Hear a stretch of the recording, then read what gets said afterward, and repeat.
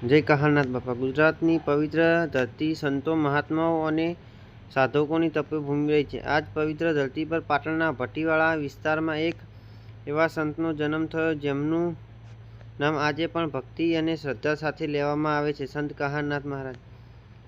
સ્થાનિક પરંપરા મુજબ સંત કહારનાથ મહારાજનો જન્મ પાટણના ભટ્ટીવાડા વિસ્તારમાં થયો હતો. તેમની માતાનું નામ વાલીમા અને પિતાનું નામ નાથુભાઈ હતું. બાળપણથી જ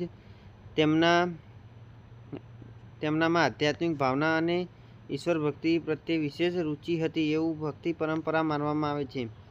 તેમના ગુરુ કાશીનાથ હતા. સંતના જીવનમાં ગુરુનું સ્થાન સર્વોચ્ચ માનવામાં આવે છે. કહારનાથ મહારાજના આધ્યાત્મિક જીવનમાં ગુરુ કાશીનાથ મહારાજ વિશેષ સ્થાન હતું.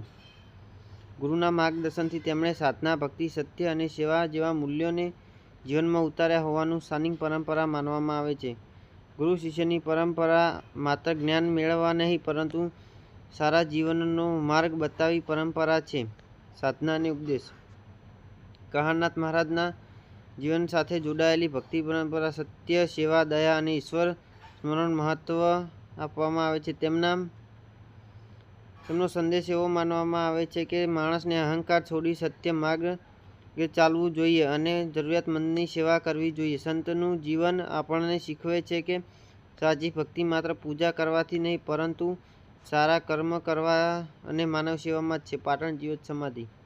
પાટણમાં સંત કહારનાથ મહારાજ સાથે જોડાયેલ છે. જીવત સમાધિ ભક્તો માટે શ્રદ્ધાનું સ્થાન માનવામાં આવે છે. અહીં ભક્તો શ્રદ્ધાપૂર્વક દર્શન કરે છે, પ્રાર્થના કરે છે અને મહારાજના આશીર્વાદ લે છે. અંતિમ સંદેશ. સંત કહારનાથ મહારાજનું જીવન આપણને ભક્તિ, સત્ય, સેવા અને સદાચારનો માર્ગ યાદ અપાવે છે. ચાલો તેમના જીવનમાંથી પ્રેરણા લઈએ અને આપણા જીવનમાં પ્રેમ, દયા અને માનવ સેવાનું સ્થાન આપીએ. પાટણની પવિત્ર ધરતી સંત કહારનાથ મહારાજને સત સત નમન.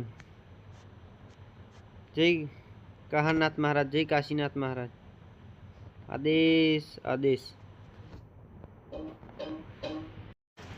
ભાદરવા સુદ તેરસની મેળો ભરાય છે.